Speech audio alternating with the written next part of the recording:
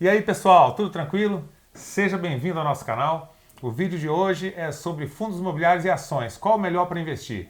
Então, se você não é inscrito no canal, se inscreva no canal, ative o sininho para que você receba notificações assim que a gente colocar um vídeo novo. Eu sou o Otmar Schneider. Eu sou o Elon Florindo. E o nosso papo hoje vai começar por um breve histórico do que a gente passou aqui no Brasil. Então a gente vai conversar um pouquinho sobre inflação, investimentos, renda fixa, para a gente poder chegar então no cerne da questão. O que é melhor, fundos imobiliários ou ações? Então vamos lá, né? Para quem é um pouquinho aí, que tem um pouco mais de idade, já está com mais tempo aqui nessa vida de, meu Deus, nesse país maravilhoso, lembra da época da hiperinflação, né? O assunto é um assunto que parece que é muito distante, mas isso a gente está falando de pouco tempo atrás. 25 anos atrás, 25 anos atrás, né? Mais ou menos em 94, antes do Plano Real. Então as pessoas às vezes nem sabem, né, o que era essa loucura de país, né? Onde valia mais a pena você ter estoque do que você ter dinheiro, né? A mercadoria ela era mais valiosa do que você ter dinheiro no banco. Então, só para você ter uma ideia, foi feita uma pesquisa em 1994 e eles pegaram o alimento, né? Se você estocasse alimento ou se você comprasse ouro, o que seria melhor? Então, o estoque de alimentos você teria um patrimônio 43% maior do que quem comprou ouro. Então, investir em alimentos valia mais do que investir no próprio ouro, que é uma reserva, né? Uma reserva de segurança que as pessoas têm para um momento de hiperinflação igual o que a gente passou. Para vocês aí que não estão com essa idade toda, nós vamos colocar aí um trechinho do jornal do SBT de maio de 1994 para vocês terem ideia do que era que passava na televisão naquela época. Assiste aí. Abril já foi. Para o mercado financeiro, a preocupação agora é com a inflação de maio. A expectativa é de que ela atinja algo entre 45% e 46%. E por isso, os juros dos CDBs já começaram a subir. E a poupança vai atrás. Confira os números do dia. O dólar paralelo fechou a 1.195 na venda. Comercial, 1.235,71. O deságio é de 3,2%. Turismo, 1.190 na venda. O RV de amanhã vale 1.258,12 e projeta inflação de 42,7% para este mês. Bolsas, alta de 2% em São Paulo e de 2,5% no Rio. CDBs de 30 dias projetaram hoje taxa máxima líquida de 47,4%. Poupança com vencimento nesta quarta tem correção de 45,97%. Quem aplicar amanhã deve ter um rendimento de 47,7%. Nova moeda, o real, deve mesmo nascer dia 1º de julho. Hoje, um assessor do Ministério da Fazenda praticamente descartou o lançamento em junho. Primeiro, porque o anúncio com antecedência obrigatória de 35 dias teria que ser feito até esta quarta-feira. Depois, porque a nova moeda ainda nem foi aprovada pelo Congresso e as tarifas públicas não estão urvizadas. E como agosto é considerado muito tarde, sobra então o mês de julho. Pois é, lançado o real, o governo vai usar a chamada âncora cambial para segurar a inflação nos primeiros 3 meses. Assim, R$1 ficaria valendo $1 nesse período. Então, vamos contar. O congelamento cambial seguraria a inflação perto de zero, pelo menos em julho, agosto e setembro. E dia 3 de outubro é dia de eleição. Uma curiosa coincidência, né? Então esse vídeo aí ele se passou 2 meses antes do lançamento do Plano Real. E se você percebeu bem, ele fala um pouco sobre o rendimento da renda variável, né, da Bolsa de Valores, e da renda fixa à época, né? Tem uma discrepânciazinha aí que você pode notar. Isso daí é legal para você entender como é que funciona a cabeça das pessoas naquela época, e essas pessoas hoje estão aí, estão vivas, estão entre nós, a grande maioria delas, né? Só se passaram 25 anos. O que você acharia de morar num país com 120 milhões de milionários? Todas as pessoas nesse país fossem milionários. E que país você acha que é esse?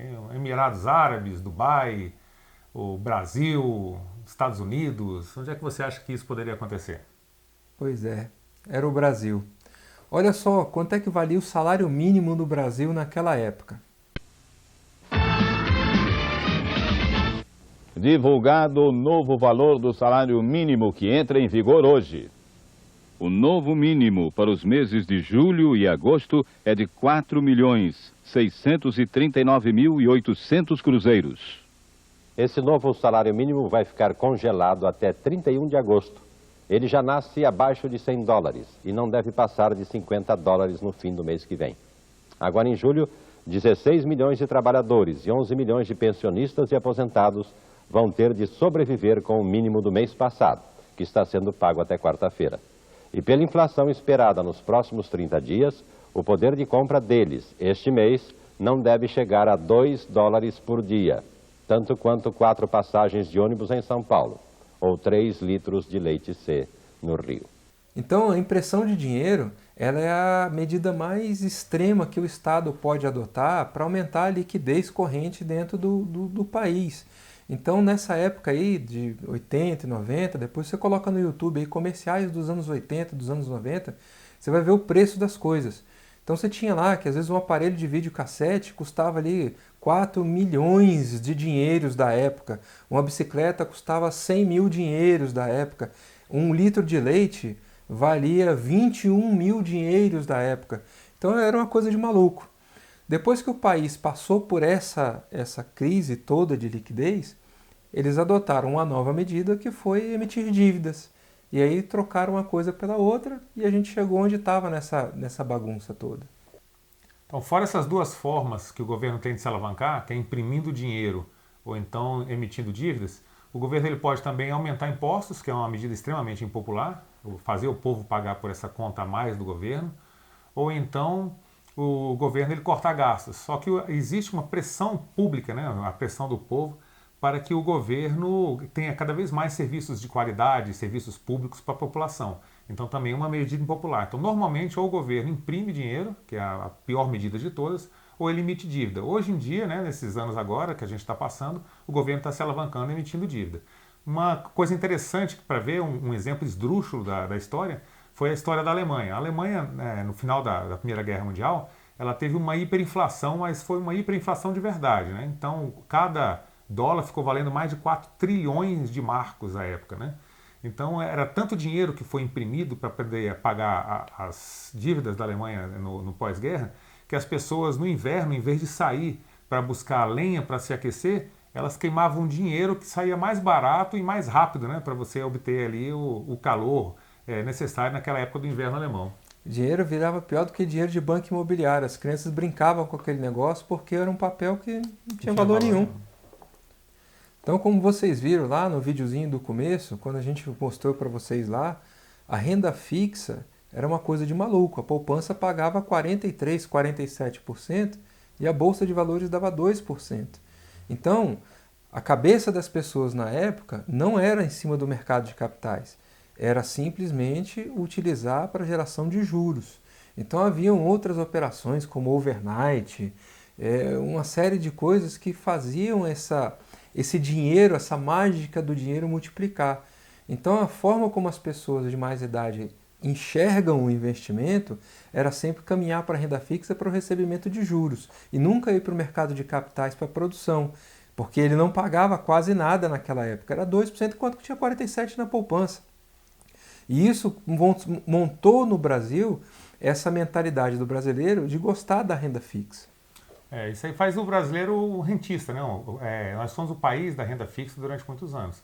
A inflação ela serviu para isso. Então, para você deixar o dinheiro para o governo se alavancava com esse dinheiro que você emprestava para ele, os bancos, eles tinham que te pagar um prêmio. Então, esse prêmio era alguma coisa a mais aí do que a inflação. Então, quem tinha dinheiro ganhava muito dinheiro, que era o rentista, né? Quem não tinha coragem de produzir. Quando você tem um juro muito alto, uma inflação muito alta, para que você tenha coragem de colocar o seu dinheiro ali para produzir e conseguir obter alguma coisa, você realmente tem que ser muito bom e tem que ter muita coragem, porque vale muito mais a pena você colocar o seu dinheiro na renda fixa. E aí, como o Brasil não tinha uma captação de recursos externos, quer dizer, para fazer entrar dólares no país, o governo mantinha sempre o dinheiro da época, né, no começo ali do Plano Real, extremamente desvalorizado, né, antes do Plano Real, extremamente desvalorizado em relação à moeda estrangeira, para trazer capitais de fora e essas pessoas investissem aqui buscando juro, porque o país era uma bagunça. Então ele tinha que pagar um prêmio muito alto para receber esse dinheiro que vinha de fora. Depois do Plano Real, aí foi uma coisa bem diferente, porque a primeira medida foi colocar que R$1 valia $1. Então a gente saiu de um dinheiro que não valia nada para um dinheiro que valia muito da noite para o dia. Isso. E aí o Brasil ele ainda não tinha esses dólares, essa coisa toda, não tinha como captar esse dinheiro, né? Então o que eles fizeram? Nos primeiros anos do Plano Real, eles pagaram um CDI muito alto. Então o primeiro CDI, eu acho que em 1995, depois do Plano Real, foi de 53% no ano. Incríveis 53% ao ano. Então com isso a gente conseguiu bastante capital estrangeiro, bastante moeda em dólar, e conseguimos então ancorar o nosso dinheiro, né? Não, a gente tem reserva em dólar, o nosso dinheiro agora vale alguma coisa. E agora a gente adianta essa conversa toda para o período atual, o que a gente está vivendo agora, né?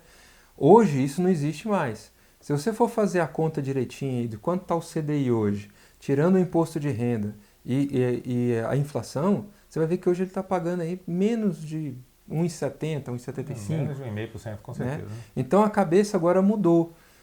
Agora faz sentido a gente perguntar para você, e aí, vale a pena investir em FII ou vale a pena investir em ações? A renda fixa, o tempo dela aí já meio que passou, né? Então a gente viu que a renda fixa foi muito boa nessa época, foi um momento de caos no Brasil e se pagava muito pela renda fixa, e agora a renda fixa não está pagando quase nada, as pessoas estão se movendo. Tem muita gente que está entrando na Bolsa de Valores porque está vendo que a renda fixa realmente está minguada, não está pagando muita coisa.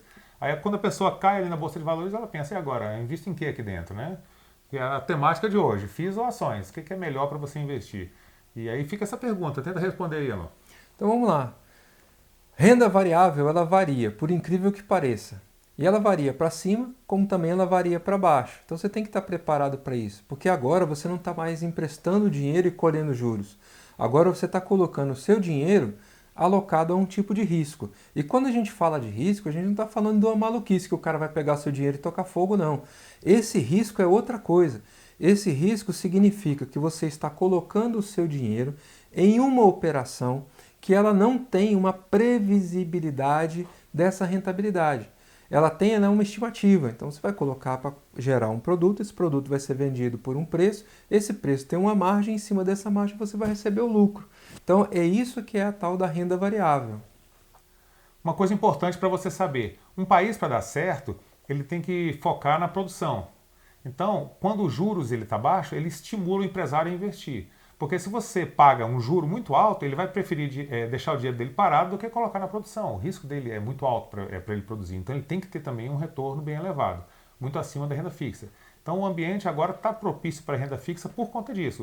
Os juros pagos são bem baixos na renda fixa e o governo está promovendo aí reformas, né, para que o país comece a entrar nos eixos e comece a desencantar, né? Começar a gerar empregos, as indústrias começarem a abrir, começarem realmente os empresários de fora e os empresários nacionais investirem aqui para que a gente vire realmente um país do futuro, né? Que a gente vire um país desenvolvido. Então você já entendeu que a renda fixa já era, agora vamos para a renda variável.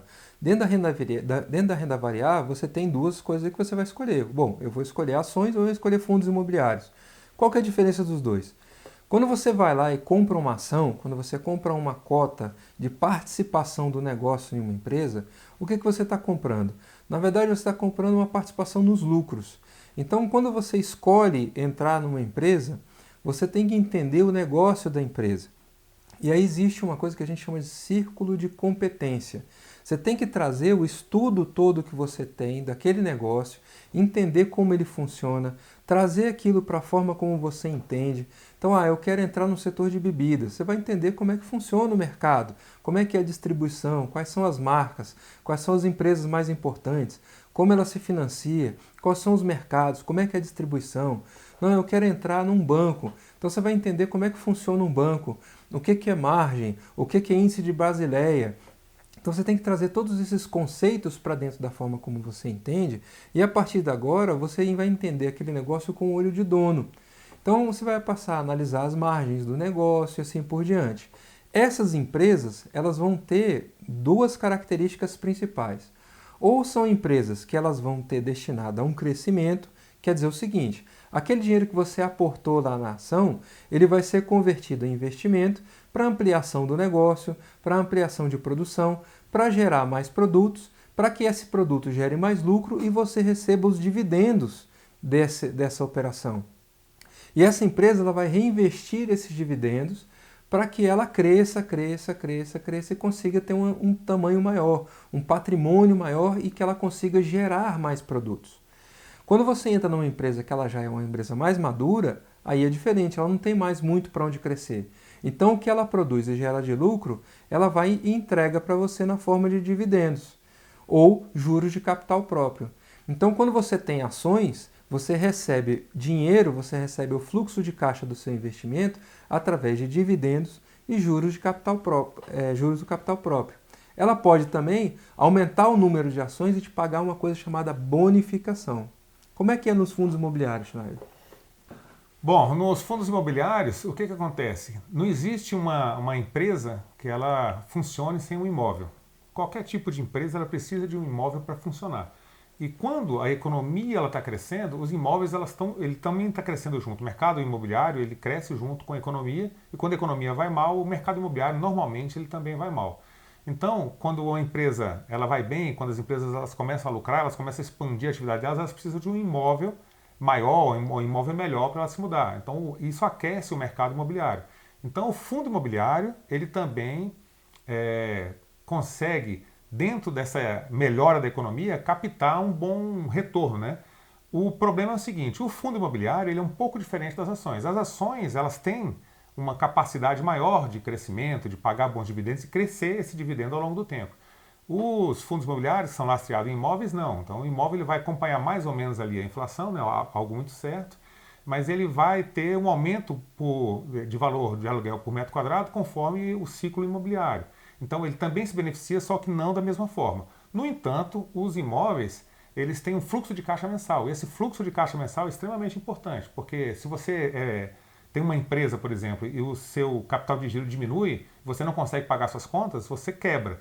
E o fundo imobiliário ele faz com que você tenha um fluxo de caixa mensal e que como você não quebre, você consiga sempre ter um dinheirinho para você se virar, para você conseguir aumentar um pouco o seu aporte. Então são estratégias complementares.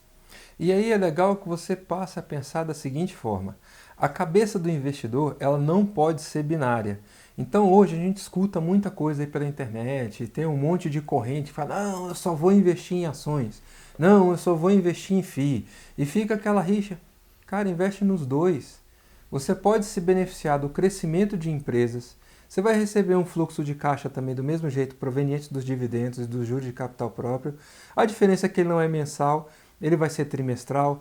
A diferença é que, por exemplo, quando a empresa estiver se desenvolvendo, ela vai reduzir o pagamento dos dividendos, mas ela vai aumentar nominalmente o valor da ação, porque ela vai estar crescendo, ela vai estar te entregando mais pelo dinheiro que você está colocando. Então tenha os dois, porque o FII vai te dar o fluxo de caixa e a ação vai te dar o crescimento nominal do dinheiro que você tem na sua carteira. Então, além de você investir nos dois, em ações ou em fundo imobiliário, isso não para por aí. A carteira de uma pessoa focada na carteira previdenciária, na previdência, né? Se aposentar e curtir a vida quando você ficar um pouco mais velho, não necessariamente com 60 anos, com 40, com 50, a hora que você quiser, ela não pode ser focada só em uma coisa ou em outra, ou então só nessas duas coisas. Você tem que ter, sim, um pouco de renda fixa, você tem que ter participação em negócios de capital fechado, você tem que ter um dinheiro, uma prestação de serviço, um dinheiro extra que você faz. Tudo isso, qualquer entrada de capital, aumento de renda que você tenha, que você consiga colocar isso dentro da sua carteira é importante. E outra coisa, tem hora que o FII vai estar melhor, tem hora que a ação vai estar melhor. Então você vai estudar e você descobre, por exemplo, que uma determinada empresa está com um plano de expansão e ela anuncia lá, olha, eu vou aumentar em 100 novos pontos de venda no varejo e tal. E você olha o balanço dela, vê que ela está colocando ali o lucro que ela tem, que ela produz, ela está investindo, que ela vai crescer ali na frente, você vai lá e aporta em ações. Para com isso de achar que é uma coisa ou outra. O mundo é muito maior do que simplesmente FIIs e ações. É possível que você faça dinheiro com uma opção de outras coisas. Então, hoje, é muito fácil você ver o cara falar assim, não, sou investidor de mercado, investidor. Isso é legal, isso é bonito, muita gente acha que isso traz algum tipo de status, mas o verdadeiro investidor ele não pensa assim não. O verdadeiro investidor ele está pensando em gerar riqueza, em gerar dinheiro, em gerar fluxo de caixa para ele e para a família dele. Isso. Todos os grandes investidores, eles não pararam apenas na Bolsa de Valores. Então você pode ver, o Warren Buffett, ele tem um negócio próprio dele, ele compra empresas, ele compra negócios, ele entende de negócios. A Bolsa de Valores, ela é uma escola. Ali você vai aprender sobre negócios enquanto você estuda empresas. Mas o estágio final, aonde todo mundo quer chegar, é no negócio próprio, que é o local mais arriscado que existe, mas também é aquele que mais te remunera. Então aqui é um estágio. A Bolsa de Valores é muito bom, você consegue juntar capital ao longo do tempo, mas ela não é o ponto final na sua carteira previdenciária. E aí vem um negócio legal para vocês. A gente está analisando alguns FIIs, nós ainda vamos fazer mais alguns fundos imobiliários agora, mas a gente queria também a sugestão de vocês. Que empresas vocês gostariam que a gente fizesse uma análise aqui para você conhecer também? É isso aí, pessoal. Então o assunto que a gente tinha para hoje, para o vídeo de hoje foi esse. Eu espero que você tenha gostado, que a gente tenha te ajudado de alguma forma. Se você gostou do vídeo aí, deixa seu joinha, se inscreva no canal, ativa o sininho para receber notificação. E principalmente, fique tranquilo. Fique tranquilo.